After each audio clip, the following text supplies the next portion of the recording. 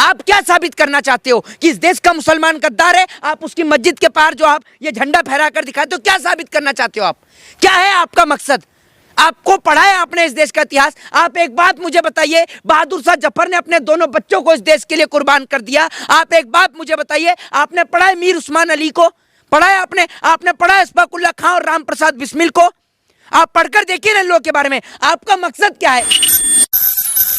एक हिंदू का रास्ता मंदिर होना चाहिए, इनका रास्ता मस्जिद क्यों हो जाता है? दूसरी बात ये कि आप मस्जिद के ऊपर भगवा झंडा लहराकर क्या साबित करना चाहते हो? अगर आपको मस्जिदों पर भगवा झंडा लहराने का इतना ही शौक है तो जाइए अफगानिस्तान, जाइए पाकिस्तान, वहां की मस्जिदों पर लहराइए ना। क्यों हिंदुस्तान की मस्जिदों पर लहराते हो? हिंदुस्तान की मस्जिदों पर और हिंदुस्तान के मंदिरों पर, हिंदुओं के मंदिरों पर भगवा झंडा लहरता हुआ अच्छा लगता है और मुसलमान भाइयों की मस्जिद पे हरे रंग का झंडा फहरता हुआ अच्छा लगता है। आप क्या साबित करना चाहते हो कि इस देश का मुसलमान गद्दार है? आप उसकी मस्जिद के पार जो आप ये झंडा फहरा कर दिखाते हो, क्या साबित करना चाहते हो आप? क्या है आपका मकसद? आपको पढ़ा है आपने इस देश का इतिहास? आप एक बात मुझे बताइए, बहादुर शाह जफर ने अपने दोनों बच्चों को इस देश के लिए कुर्बान कर दिया। आप एक बात मुझे बताइए, आपने पढ़ा है मीर उस्मान अली को? पढ़ा है आपने पढ़ा है इस्फाकुल्ला खां और राम प्रसाद बिस्मिल को?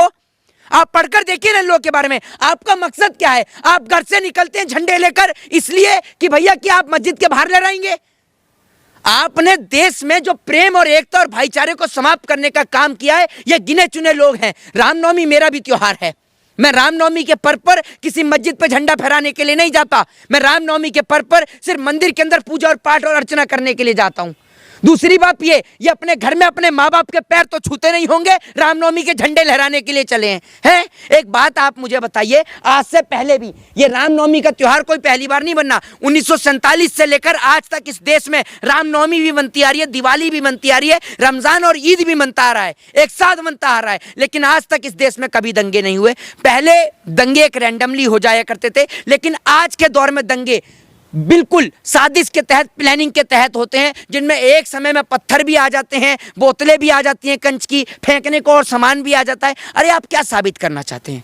आप इस देश की प्रेम, एकता, भाईचारे को, सवाल यह है कि इस तरीके के लोग जो है दोनों तरफ हैं, एक तरफा नहीं है, दोनों तरफ से जो है इस तरीके के लोग हैं जो कि चाहते हैं कि देश में माहौल खराब हो, देश हमारा खुशहाल तरीके से ना चले। मैं आपसे क्या कहता हूं, ताली कभी एक हाथ से नहीं बजती, ताली दोनों हाथ से बजती है। ये कुछ लोग जो हिंदू धर्म के भी हैं, मुसलमान धर्म के भी हैं, लेकिन ये किसी धर्म के लोग नहीं है। इन्हों का एकमात्र एजेंडा है सिर्फ दंगे कराना। ऐसे लोगों से सतर्क और सावधान रहें जो हिंदू और मुसलमान के बीच नफरत पैदा करता है। ऐसे लोगों से अपने बच्चों को बचाएं जो तिलक और टोपी के बीच नफरत पैदा करता है। अरे क्या संबंध है तिलक और टोपी का? आप जानते हैं रमजान का पावन महीना चल रहा है और नवरात्रि का महीना एक साथ चल रहा है। ऐसे महीने में जब मुसलमान और हिंदू दोनों एक दूसरे को गले लगाते हैं, दिवाली में एक दूसरे को गले लगाते हैं, रमजान और ईद में एक दूसरे को गले लगाते हैं, आप उनके बीच नफरत पैदा कर रहे हो।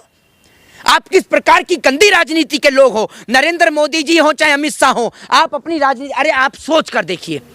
आपको अपने जहन में एक चीज सोचनी चाहिए कि रामनवमी का जुलूस हो, चाहे फिर वो हनुमान जयंती का जुलूस हो, चाहे फिर वो कोई भी जुलूस हो, कभी आपने किसी राजनेता के बेटे को जुलूस में शामिल होते हुए देखा है? मैं आपको यही कहना चाहूंगा कि राहत इंदौरी साहब का एक शेर है कि लगेगी आग तो आएंगे घर कई जद में। यहां सिर्फ हमारा ही घर थोड़ी है। तो मैं इसमें एक बात कहूंगा कि लगेगी आग तो आएंगे सिर्फ आम जनता के घर जद में।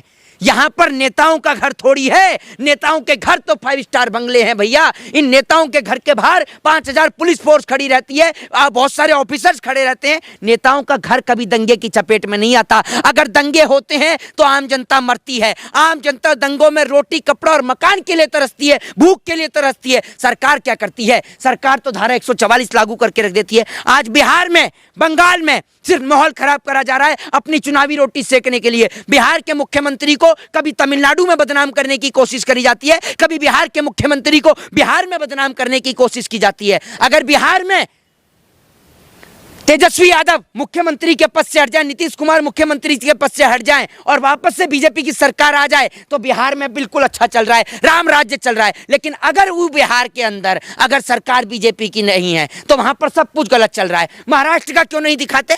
दिखाइए महाराष्ट्र का। जो लोग सड़क पर हनुमान चालीसा पढ़ रहे थे उद्धव ठाकरे की सरकार में, अब मर गए वो लोग। कहाँ है वो लोग बताइए? अब क्यों नहीं पढ़ते? क्योंकि अब बीजेपी की सरकार है। इसका क्या मतलब है कि बीजेपी दंगाइयों को बढ़ावा देती है? आज क्यों नहीं बढ़ रहे? बताइए ना आप मुझे, कहाँ गए एमएनएस प्रमुख, बताइए ना आप मुझे।